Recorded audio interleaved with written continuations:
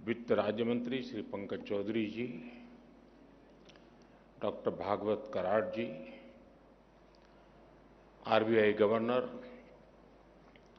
Shri Shaktikanta Das ji, banking sector के सभी दिग्गज, भारतीय उद्योग जगत के सभी सम्मानित साथी, कार्यक्रम में जुड़े सभी अन्य महानुभाव, देवी और सज्जनों, मैं जब से यहां आया हूं, जो कुछ भी सुना, उसमें विश्वास ही विश्वास नजर आ रहा है।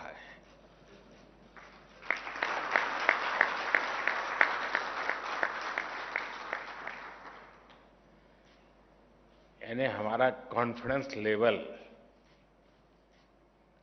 इतना वाइब्रेंट हो, ये अपने आप में बहुत बड़ी संभावनाओं को संकल्प में परिवर्तित करते हैं और सब मिलकर के चलें तो संकल्प को सिद्धि प्राप्त करने में मैं नहीं मानता हूं कि देर लगेगी। किसी भी देश की विकास यात्रा में एक ऐसा समय आता है जब वो देश नई छलांग के लिए नए संकल्प लेता है और फिर पूरे राष्ट्र की शक्ति उन संकल्पों को प्राप्त करने में जुट जाती है। अब आजादी का आंदोलन तो बहुत लंबा चला था। 1857 से तो विशेष रूप से उसको इतिहासकार एक सूत्र में बांध करके भी देखते हैं, लेकिन 1942 और 1930 दांडी यात्रा और क्विट इंडिया, ये दो ऐसे टर्निंग पॉइंट थे जिसको हम कह सकते हैं कि वो एक ऐसा टाइम था जो देश को छलांग लगाने का मूड बनाया था। 30 में वो जो छलांग लगी, वो देश भर में एक माहौल बना दिया और 42 में जो दूसरी छलांग लगी, उसका परिणाम 1947 में आया। यानी जो मैं छलांग की बात कर रहा हूं, आजादी के 75 साल, और अब एक ऐसी अवस्था में हम पहुंचे हैं कि सच्चे अर्थ में ये छलांग लगाने के लिए जमीन मजबूत है, टारगेट तय है, बस चल पड़ना है।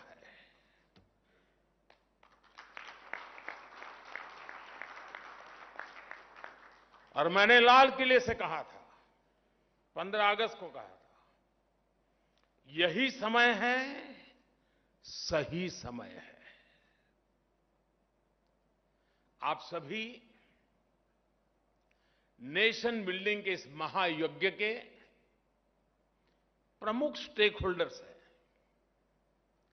और इसलिए भविष्य की तैयारियों को लेकर आपका संवाद, ये 2 दिवस का आपका मंथन, आपने मिल बैठ करके जो एक रोड मैप सोचा होगा, आपने जो निर्णय किए होंगे, मैं समझता हूं सारी बातें अपने आप में बहुत महत्वपूर्ण है। साथियों, सरकार ने बीते 6-7 वर्षों में बैंकिंग सेक्टर में जो रिफॉर्म्स किए, बैंकिंग सेक्टर का हर तरह से सपोर्ट किया, उस वजह से आज देश का बैंकिंग सेक्टर बहुत ही मजबूत स्थिति में है। आप भी ये महसूस करते हैं कि बैंकों की फाइनेंशियल हेल्थ काफी सुधरी हुई स्थिति में है। 2014 के पहले की जितनी भी परेशानियां थी, जितनी भी चुनौतियां थी, हमने एक एक करके उनके समाधान के रास्ते तलाशे हैं। हमने एनपीएस की समस्या को एड्रेस किया, बैंकों को रिकैपिटलाइज किया, उनकी ताकत को बढ़ाया। हम आईबीसी जैसे रिफॉर्म्स लाए, अनेक कानूनों में सुधार किए, डेट रिकवरी ट्रिब्यूनल को सशक्त किया। कोरोना काल में देश में एक dedicated stress asset management vertical का गठन भी किया गया। इन्हीं फैसलों से आज बैंकों की रिजोल्यूशन और रिकवरी बेहतर हो रही है। बैंकों की स्थिति मजबूत हो रही है और एक इनहेरेंट स्ट्रेंथ उसके भीतर पाई जा रही है। सरकार ने जिस पारदर्शिता और प्रतिबद्धता के साथ काम किया है, उसका एक प्रतिबिंब बैंकों को वापस मिली राशि भी है। हमारे देश में जब बैंकों से कोई उठा के भाग जाता है तो चर्चा बहुत होती है, लेकिन कोई दम वाली सरकार वापस लाती है तो इस देश में कोई चर्चा नहीं करता है।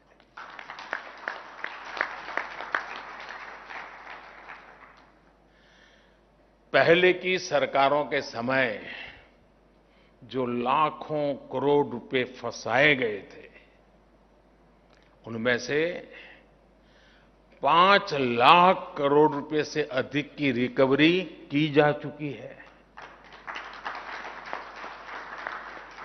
हो सकता है आप उस लेवल के लोग बैठे हैं, आपको 5 लाख करोड़ बहुत बड़ा नहीं लगता होगा,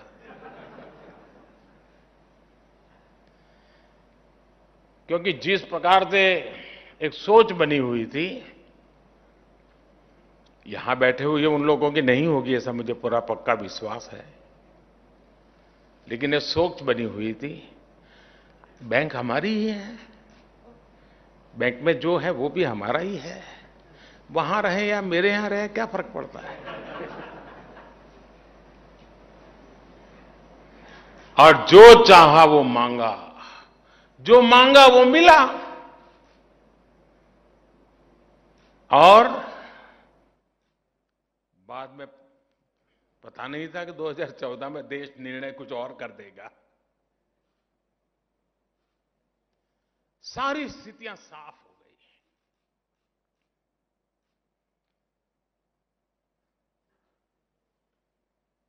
साथियों, जो ये पैसे वापस लेने वाला हमारी कोशिश है,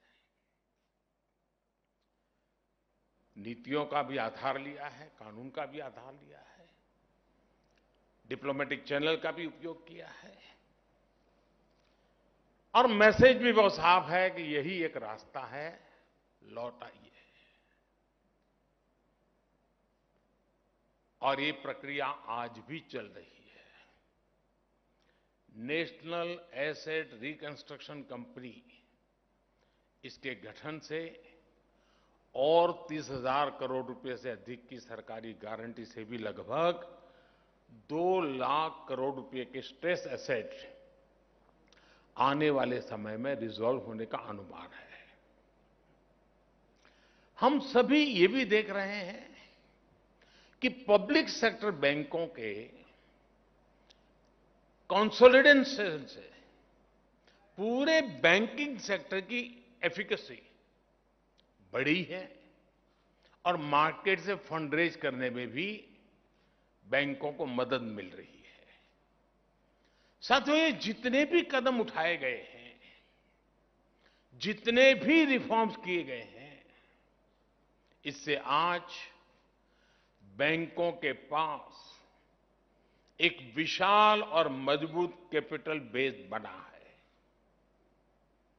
आज बैंकों के पास अच्छी खासी लिक्विडिटी है। एनपीएस की प्रोविजनिंग का बैकलॉग नहीं है। पब्लिक सेक्टर बैंकों के एनपीए आज 5 सालों में सबसे कम है ही।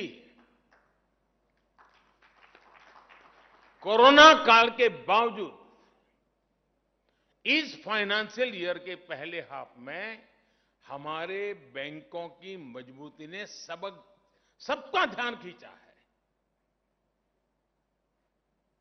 इस वजह से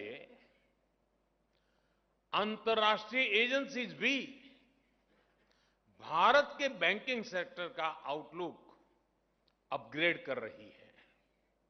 साथियों, आज भारत के बैंकों की ताकत इतनी बढ़ चुकी है कि वो देश की इकोनॉमी को नई ऊर्जा देने में, एक बड़ा पुश देने में, भारत को आत्मनिर्भर बनाने में बहुत बड़ी भूमिका निभा सकते हैं। मैं इस फेज को भारत के बैंकिंग सेक्टर का एक बड़ा माइलस्टोन मानता हूं। लेकिन आपने देखा होगा,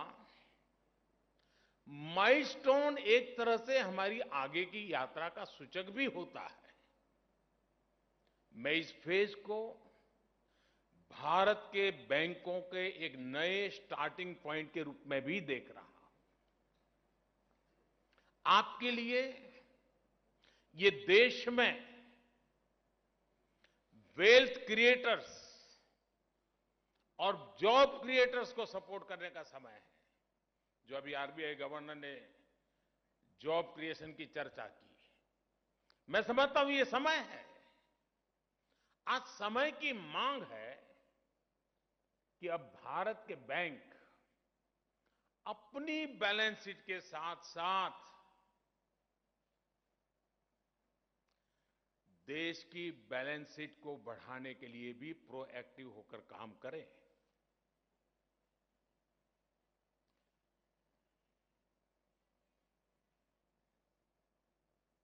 कस्टमर आपके पास आपकी ब्रांच में आए, ये इंतजार मत कीजिए। आपके कस्टमर की, कंपनी की, एमएसएमईज की जरूरतों को एनालाइज करके उनके पास जाना होगा। उनके लिए कस्टमाइज सॉल्यूशन देने होंगे। जैसे मैं उदाहरण देता हूं कि उत्तर प्रदेश के बुंदेलखंड इलाके में और तमिलनाडु में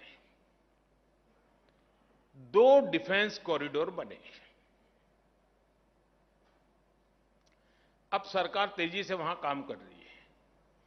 क्या उस कॉरिडोर के आसपास जुड़ी हुई जितनी बैंक ब्रांचेज है, क्या कभी उनको आपने बुलाया, उनसे मीटिंग की कि भाई डिफेंस कॉरिडोर बन रहा है, मतलब एक पूरा डिफेंस का नया सेक्टर यहां आ रहा है, बैंक प्रोएक्टिवली क्या कर सकती है? डिफेंस कॉरिडोर आने से ये चीज आने की संभावना है। कौन कौन कैप्टन्स हैं जो इसमें आएंगे? कौन छोटे छोटे छोटे चेन होंगे, एमएसएमईज होंगे जो इसकी सपोर्ट सिस्टम में आएंगे? इसके लिए हमारा बैंक का अप्रोच क्या होगा, प्रोएक्टिव अप्रोच क्या होगा? हमारी अलग अलग बैंकों के बीच में कंपटीशन कैसे होगी? द बेस्ट सर्विसेज कौन देता है? तब तो जाकर के भारत सरकार ने जिस डिफेंस कॉरिडोर की कल्पना की है, उसको धरती पर उतारने में विलंब नहीं लगेगा। लेकिन ठीक है भाई, सरकार ने डिफेंस कॉरिडोर बनाया है, लेकिन मेरा तो उसी पर ध्यान है। क्यों? और 20 साल से हमारा एक वेल सेटल्ड क्लाइंट है, चल रही है गाड़ी, बैंक भी चल रही है, उसका भी चल रहा है, हो गया। तो इससे होने वाला नहीं है। साथियों, आप अप्रूवर हैं और आपने सामने वाला एप्लीकेंट है। आप दाता है और सामने वाला याचक। इस भावना को छोड़कर अब बैंकों को पार्टनरशिप का मॉडल अपनाना होगा। जैसे अब बैंक ब्रांच के स्तर पर ये लक्ष्य तय किया जा सकता है कि वो अपने क्षेत्र के 10 नए युवाओं या 10 लघु उद्यमियों के साथ मिलकर उनका व्यापार बढ़ाने में मदद करेगी। मैं जब स्कूल में पढ़ता था, उस जमाने में बैंकों का राष्ट्रीयकरण नहीं हुआ था और उस समय मुझे बराबर याद है, साल में कम से कम 2 बार बैंक के लोग हमारे स्कूल में आते थे, स्कूल में। और बैंक में खाता क्यों खोलना चाहिए, छोटे छोटे बच्चों को गल्ला दे करके उसमें पैसा क्यों बचाना चाहिए, ये समझाते थे। क्योंकि तब वो सरकारीकरण नहीं हुआ था। तब आपको लगता था कि ये मेरी बैंक है, मुझे इसकी चिंता करनी है। एक कंपटीशन भी थी और बैंकिंग यानी फाइनेंशियल वर्ल्ड का बैंकिंग सेक्टर की आम सामान्य मानवीय को एक ट्रेनिंग भी जरूरी थी। सभी बैंकों ने काम किया है। राष्ट्रीयकरण होने के बाद शायद मिजाज बदला है, लेकिन 2014 में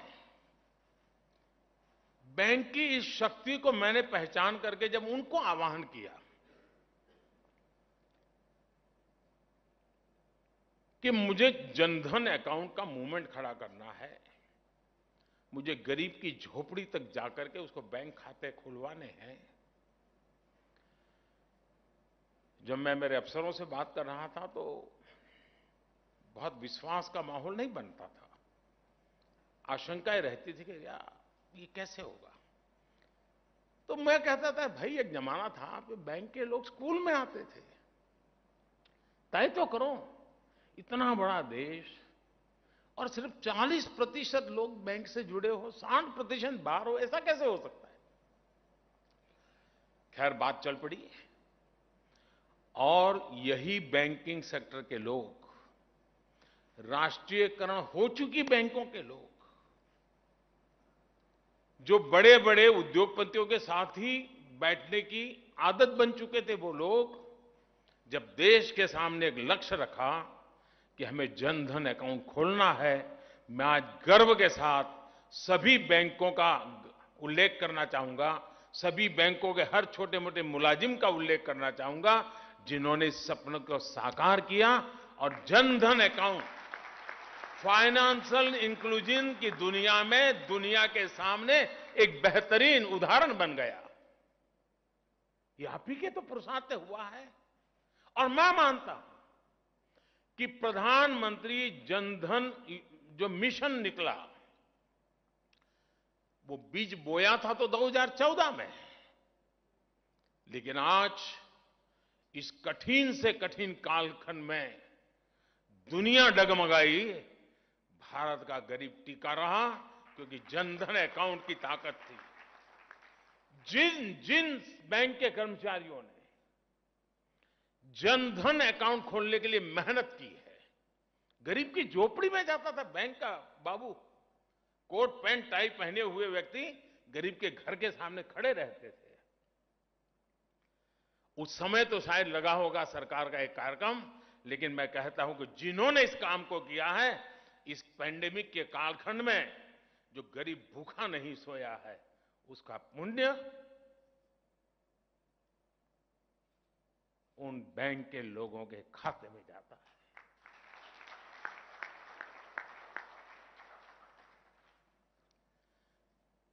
कोई काम, कोई पुरुषार्थ कभी भी बेकार नहीं जाता है। एक सच्ची सोच के साथ सत्य निष्ठा से किया हुआ काम एक कालखंड आता है जब परिणाम देता है और जनधन अकाउंट कितना बड़ा परिणाम देता है हम देख रहे हैं। और हमें इकोनॉमी ऐसी नहीं बनानी है कि ऊपर इतनी मजबूत हो, उसकी मजबूती का बोझ इतना हो कि नीचे सब कुछ दब जाए। हमें बैंकिंग व्यवस्था नीचे भी गरीब से गरीब तक उतनी मजबूती देनी है ताकि ऊपर जाती हुई इकोनॉमी, जब ऊपर भी बड़ा बल्क बनेगा तो दोनों का सामर्थ्य से भारत पुष्ट होगा। और मैं मानता हूं कि हमने उसी एक सोच के साथ चलना था। अब कल्पना कर सकते हैं कि जब स्थानीय व्यापारियों को ये एहसास होगा कि बैंक और उसके कर्मचारी उनके साथ खड़े हैं, मदद के लिए खुद उनके पास आ रहे हैं, तो इनका आत्मविश्वास कितना बढ़ जाएगा। आपके बैंकिंग के अनुभवों का भी उन्हें बहुत लाभ होगा। साथियों, मैं जानता हूं कि बैंकिंग सिस्टम की हेल्थ के लिए ये बहुत जरूरी है कि वायबल प्रोजेक्ट ही पैसा लगाएं, लेकिन साथ ही प्रोजेक्ट्स को वायबल बनाने में हम प्रोएक्टिव भूमिका भी तो निभा सकते हैं। वायबिलिटी के लिए कुछ एक ही रीजन नहीं होते हैं।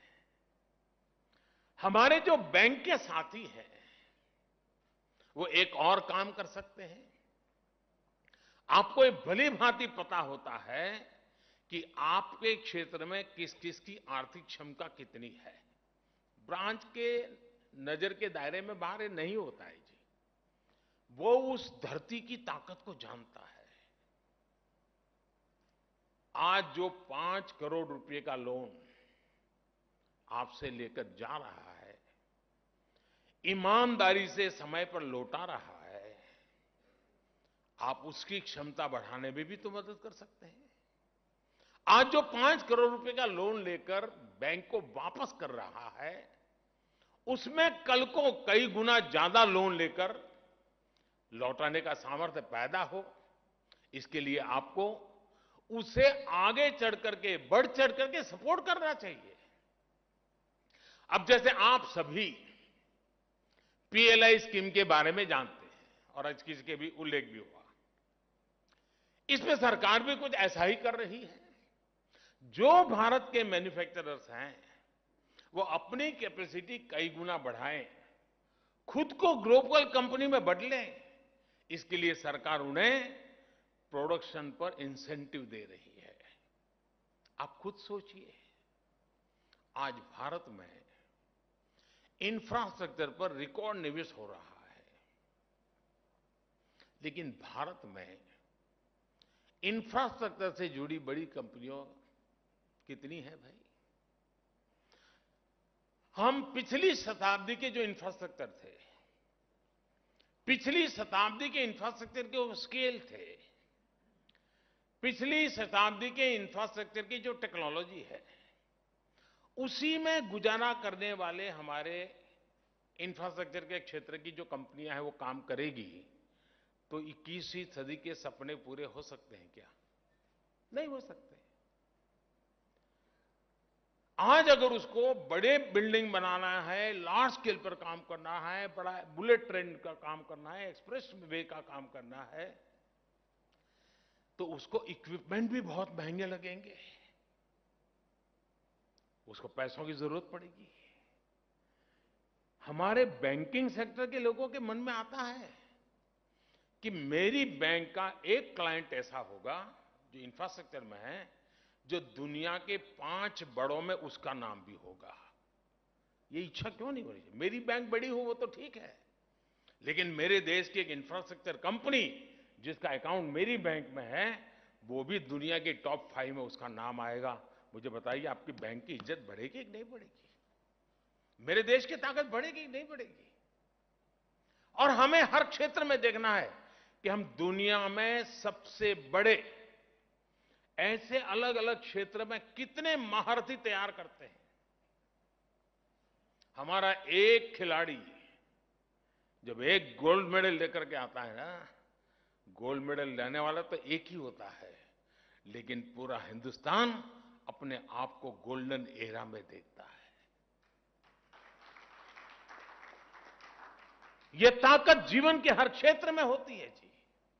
भारत का कोई एक बुद्धिमान व्यक्ति, कोई एक वैज्ञानिक अगर नोबेल प्राइज लेकर के आता है तो पूरे हिंदुस्तान को लगता है हां ये मेरा नोबेल प्राइज है। ये ओनरशिप होती है। क्या हमारे बैंकिंग सेक्टर को, हमारे फाइनेंशियल वर्ल्ड को भी हम हिंदुस्तान में ऐसी ऊंचाइयों पर एक एक चीज को ले जाएंगे ताकि बैंकों को तो फायदा ही फायदा है, इसमें कोई नुकसान नहीं है। साथियों, बीते कुछ समय में देश में जो बड़े बड़े परिवर्तन हुए हैं, जो योजनाएं लागू हुई हैं, उनसे जो देश में डेटा का बड़ा पूल क्रिएट हुआ है, उनका लाभ बैंकिंग सेक्टर को जरूर उठाना चाहिए। जैसे मैं जीएसटी की बात करूं तो आज हर व्यापारी का पूरा ट्रांजैक्शन पारदर्शिता से होता है। व्यापारी की कितनी क्षमता है, उसका व्यापार कहां कहां फैला हुआ है, उसकी कारोबारी हिस्ट्री कैसी है, इसका अब मजबूत डेटा देश के पास उपलब्ध है। क्या इस डेटा के आधार पर हमारे बैंक उस व्यापारी के सपोर्ट के लिए खुद उसके पास नहीं जा सकते क्या? तो तुम्हारा अच्छा कारोबार चल रहा है, चल और बढ़ाओ, चल बैंक तुम्हारे पास तैयार है, अरे हिम्मत करो यार, आगे निकलो। वो 4 काम और अच्छे करेगा, 10 लोगों को रोजगार देगा। ऐसी ही मैं आपके बीच, जैसे मैंने अभी डिफेंस कॉरिडोर की बात कही है, मैं भारत सरकार के एक स्वामित्व योजना का भी जिक्र करना चाहूंगा। और मुझे पक्का विश्वास है हमारे बैंक के साथियों ने इस स्वामित्व योजना के संबंध में सुना होगा। आज सरकार, और ये विषय ऐसा है जो लोग इंटरनेशनल इश्यूज को पढ़ते हैं उनको मालूम होगा कि सारी दुनिया इस मुद्दे से जूझ रही है, स्वामित्व के मुद्दे से। सारा विश्व, भारत ने रास्ता खोजा है और हो सकता है हम रिजल्ट पे ले आएंगे। ये है क्या? आज सरकार टेक्नोलॉजी की मदद से, ड्रोन से मैपिंग कराकर देश के गांव-गांव में लोगों को प्रॉपर्टी की ओनरशिप के पेपर दे रही है। परंपरागत रूप से वो लोग उस घर में रह रहे हैं, कागज नहीं उसके पास, प्रॉपर्टी के ऑफिशियल डॉक्यूमेंट नहीं है, और उसके कारण उसको उन घर का उपयोग किसी को किराए पर देने के लिए तो काम आ सकता है और किसी काम में नहीं आता है। अब इस स्वामित्व के ओनरशिप के पेपर जब उसके पास है, ऑथेंटिक गवर्नमेंट ने दिए हैं, क्या बैंकों को लगता है कि चलो अब उसके पास व्यवस्था है, अब मैं गांव के इन लोगों को जिसके पास अपनी संपत्ति, उसके आधार पर उसको कुछ पैसे देने की मैं ऑफर करूं, मैं समझाऊं, देखो तुम्हारे खेत में ये करना है तो तुमको थोड़ी मदद करता हूं, तुम ये कर सकते हो, तुम हैंडीक्राफ्ट का काम करते हो, गांव के अंदर लोहार हो, सुथार हो, मैं पैसे देता हूं, तुम ये काम कर सकते हो, अब तेरे घर के ऊपर तुम्हें पैसे मिल सकते हैं। देखिए, ओनरशिप के पेपर्स बनने के बाद बैंकों के लिए गांव के लोगों को, गांव के युवाओं को कर्ज देना अब और सुरक्षित हो जाएगा। लेकिन मैं ये भी कहूंगा कि जब बैंकों की वित्तीय सुरक्षा बढ़ी है तो बैंकों को भी गांव के लोगों को सपोर्ट करने के लिए खुद आगे बढ़कर के आना होगा।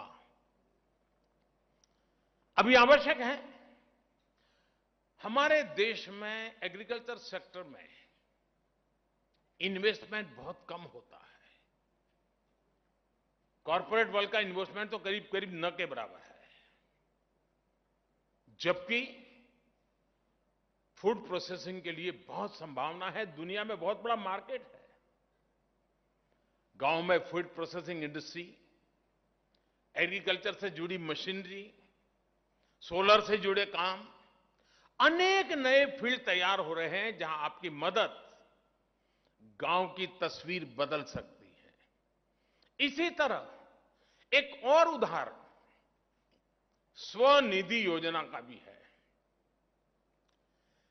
प्रधानमंत्री स्वनिधि योजना की वजह से हमारे जो रेहड़ी पटरी वाले भाई और बहन हैं, पहली बार बैंकिंग सिस्टम से जुड़े हैं। अब उनकी भी डिजिटल हिस्ट्री बन रही है। बैंकों को इसका लाभ उठाते हुए ऐसे साथियों की मदद के लिए और ज्यादा आगे आना चाहिए। और मैंने बैंकों से भी आग्रह कहा है और मेरे यहां अर्बन मिनिस्ट्री को भी आग्रह कहा है और मैंने सभी मेयर्स को भी आग्रह किया है कि आपके नगर के अंदर ये जो रेहड़ी पटरी वाले हैं उनको मोबाइल फोन पर डिजिटल ट्रांजैक्शन सिखाइए। वो थोक में माल लेगा वो भी डिजिटली लेगा, वो बिक्री करेगा तो भी डिजिटली करेगा। और ये सब कोई मुश्किल काम नहीं, हिंदुस्तान ने करके दिखाया है। अब तो उसकी अपनी हिस्ट्री तैयार होगी। आज उसको 50,000 दिया है, कल आप उसको 80,000 दे सकते हैं, परसों 1.5 लाख रुपए दे सकते हैं। उसका कारोबार बढ़ता चले जाएगा। वो ज्यादा सामान खरीदेगा, ज्यादा सामान बेचेगा। एक गांव में कर रहा तो 3 गांव में करना शुरू कर देगा। साथियों, आज जब देश फाइनेंशियल इंक्लूजन पर इतनी मेहनत कर रहा है, तब नागरिकों के प्रोडक्टिव पोटेंशियल को अनलॉक करना बहुत जरूरी है। और मैं अनलॉक करना यहां 3-4 बार सुन चुका हूं। जैसे अभी बैंकिंग सेक्टर की ही एक रिसर्च में सामने आया है, आप ही की तरफ से आया है, कि जिन राज्यों में जनधन खाते जितने ज्यादा खुले और जितने ज्यादा जनधन खाते जीवंत है, गतिविधि लगातार उन जनधन खातों में चल रही है, बैंकों का रिपोर्ट एक नई बात लेकर के आया है। और जो सुनकर के मुझे खुद को आनंद हुआ कि बैंक का रिपोर्ट कह रहा है कि इसके कारण क्राइम रेट कम हुए हैं। यानी बैंक वाले ने कभी सोचा नहीं होगा कि मैं पुलिस का भी काम कर रहा हूं, लेकिन बाय प्रोडक्ट है, एक हेल्दी सोसाइटी का एटमॉस्फेयर क्रिएट हो रहा है। एक जनधन अकाउंट किसी को क्राइम की दुनिया से बाहर ले आता है, इससे बड़ा जिंदगी का पुण्य क्या होता है दोस्तों? इससे बड़ी समाज की सेवा क्या होती है? यानी बैंकों का जब स्थानीय लोगों से कनेक्ट बढ़ा, जब लोगों के लिए बैंकों के दरवाजे खुले, तो इसका प्रभाव लोगों के जीवन जीने के तरीके पर भी आया। बैंकिंग सेक्टर की इस ताकत को समझते हुए ही मैं समझता हूं कि हमारे बैंकिंग सेक्टर के साथियों को आगे बढ़ना है। मैं जानता हूं यहां जो लोग बैठे हैं उनसे संबंधित बातें मैं नहीं बोल रहा हूं, क्योंकि यहां जो प्रतिनिधि आए थे उन्होंने अपनी बात बताई, मैं दूसरों का प्रतिनिधित्व की बात बता रहा हूं। लेकिन करने वाले बैंकिंग सेक्टर के हैं, इसलिए मेरी सारी बातचीत का सेंटर पॉइंट मेरा बैंकिंग सेक्टर है, उसके लीडर्स हैं। पब्लिक बैंक हो या प्राइवेट सेक्टर के बैंक, जितना हम नागरिकों में इन्वेस्ट करेंगे उतना ही नए रोजगार का निर्माण होगा, उतना ही देश के युवाओं को, महिलाओं को, मध्यम वर्ग को लाभ होगा। साथियों, हमने आत्मनिर्भर भारत अभियान के दौरान जो ऐतिहासिक रिफॉर्म्स किए, उन्होंने देश में नई संभावनाओं के द्वार खोले हैं। आज कॉरपोरेट्स और स्टार्टअप्स जिस स्केल पर आगे आ रहे हैं वो अभूतपूर्व है। ऐसे में भारत की एस्पिरेशंस को मजबूत करने का, फंड करने का, उनमें इन्वेस्ट करने का इससे बेहतरीन समय क्या हो सकता है दोस्तों? भारत में, और ये बात हमारे बैंकिंग सेक्टर को भी समझना ही होगा, भारत में ये आइडियाज पर इन्वेस्टमेंट का दौर है। स्टार्टअप्स को सपोर्ट करने का दौर है। स्टार्टअप मूल में एक आइडिया होता है। आप उसको पूछने जाओगे एसेट क्या है, फलाना, कुछ नहीं होता है, आइडिया होता है। साथियों, आपके पास रिसोर्स की कोई कमी नहीं है, आपके पास डेटा की कोई कमी नहीं है। आप जो रिफॉर्म चाहते थे वो सरकार ने किया भी है और आगे भी करती रहेगी। अब आपको राष्ट्रीय संकल्पों के साथ, राष्ट्रीय लक्ष्यों के साथ खुद को जोड़कर आगे चलना है। मुझे बताया गया है कि मंत्रालयों और बैंकों को एक साथ लाने के लिए, अभी हमारे सचिव महोदय भी उल्लेख कर रहे थे, web based project funding tracker बनाना तय हुआ है। अच्छी बात है, काफी सुविधा बढ़ेगी उसके कारण। लेकिन मेरा उसमें एक सुझाव है, यह प्रयास अच्छा है, लेकिन क्या यह बेहतर नहीं हो सकता है कि हम गति शक्ति पोर्टल में ही एक इंटरफेस के तौर पर इस नए इनिशिएटिव को जोड़ दें। आजादी के इस अमृत काल में भारत का बैंकिंग सेक्टर बिग थिंकिंग और इनोवेटिव अप्रोच के साथ आगे बढ़ेगा। साथियों, एक और विषय है जिसमें अगर हम देर करेंगे तो हम पीछे रह जाएंगे, और वो है फिनटेक। भारत के लोगों की हर नई चीज को एडॉप्ट करने की जो ताकत है ना, वो अद्भुत है जी। आज आपने देखा होगा कि फ्रूट बेचने वाले, सब्जी बेचने क्यूआर कोड लगा करके बैठते हैं और कहते हैं यहां पैसे दो। मंदिरों में भी डोनेशन वाले क्यूआर कोड लगा दीजिए, चलेगा। मतलब कि फिनटेक की तरफ एक वातावरण बना है। क्या हम तय कर सकते हैं? और मैं तो चाहता हूं रेगुलर कंपटीशन का एक वातावरण बने कि हर बैंक ब्रांच एटलीस्ट 100, ज्यादा मैं नहीं कह रहा हूं, 100% डिजिटल ट्रांजैक्शन वाले क्लाइंट होंगे और टॉप में से होंगे। ऐसा नहीं कि भी कोई 1000-2000 रुपए वाला आया और उसको आपने वैसे 100 का, जो बड़े बड़े हैं 100% वो डिजिटली करेगा। जो भी कारोबार करेगा ऑनलाइन डिजिटली करेगा। दुनिया का सबसे बड़ा मजबूत हमारे पास यूपीआई प्लेटफॉर्म है जी। हम क्यों नहीं करते जी? अब हम ये सोचे हमारे बैंकिंग सेक्टर में पहले क्या स्थिति थी? क्लाइंट आते थे, फिर हम एक टोकन देते थे, फिर वो नोटे लेके आता था, 4 बार गिनते थे, यूं यूं करते रहते थे, फिर दूसरा भी गिन करके वेरीफाई करता था, फिर सही नोट है गलत नोट है उसमें दिमाग खपाते थे। यानी एक क्लाइंट 20 मिनट, 25 मिनट, आधे घंटे से बड़ी मुश्किल से जाता था। आज मशीन काम कर रहा है, नोट भी मशीन गिन रहा है, सारे काम मशीन कर रहे हैं, तो वहां तो आपको टेक्नोलॉजी का बड़ा मजा आता है। लेकिन आप अभी भी, हम डिजिटल ट्रांजैक्शन इस विषय को किस बात के लिए संकोच करते मैं समझ नहीं पा रहा हूं। नफा या घाटा, उसी के तराजू से इस मिशन को मत सोचिए दोस्तों। ये जो छलांग लगाने का कालखंड है ना, उसमें फिनटेक भी एक बहुत बड़ी पटरी है, जिस पटरी से गाड़ी दौड़ने वाली है। और इसलिए मेरा आग्रह है, हर बैंक ब्रांच कम से कम 100, ये आजादी के अमृत महोत्सव में इसको हम साकार करके रहें कि 2022-15 अगस्त के पहले इस देश में एक भी बैंक की ब्रांच नहीं होगी जिसमें कम से कम 100 ऐसे क्लाइंट नहीं होंगे जो 100% अपना कारोबार, लेन देन डिजिटली न करते हो। अब देखिए बदलाव आपको पता चलेगा।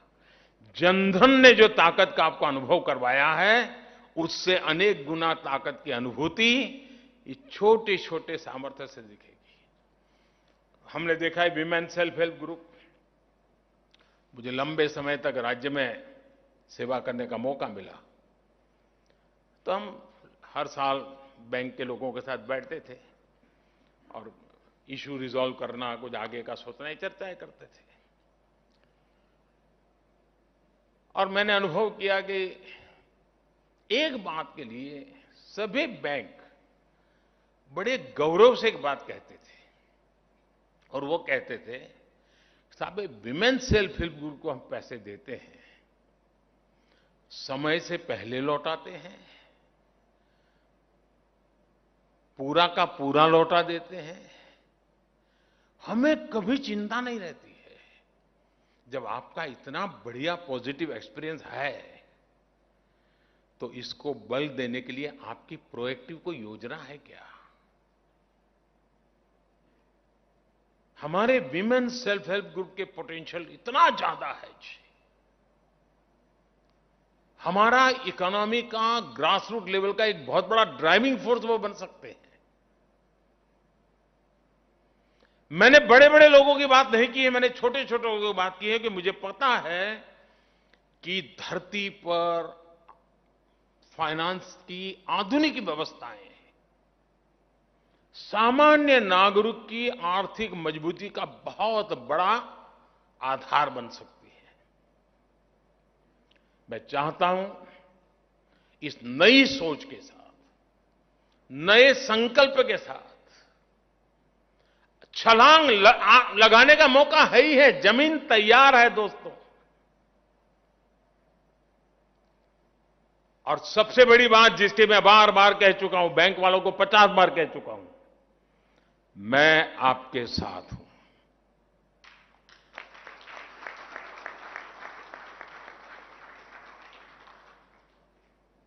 देश हित में सत्य निष्ठा से किए हुए किसी भी काम के लिए आप मेरे शब्द लिख करके रखिए, जैसे ये मेरा वीडियो क्लिपिंग अपने पास रखिए। मैं आपके साथ हूं, आपके पास हूं, आपके लिए हूं।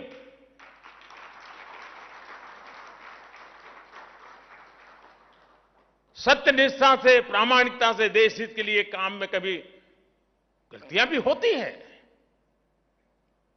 अगर ऐसी कोई कठिनाई आती है तो मैं दीवार बन करके खड़े रहने के लिए तैयार हूं। लेकिन अब देश को आगे ले जाने में हमें अपनी जिम्मेवारियों को निभाना ही होगा। इतनी बढ़िया मजबूत जमीन हो, इतना बड़ा अवसर हो, आसमान को छूने की संभावनाएं हैं और हम सोचने में समय बिता दें तो मैं समझता हूं कि आने वाली पीढ़ियां हमें माफ नहीं करेंगी। मेरी आपको बहुत बहुत शुभकामनाएं हैं। धन्यवाद।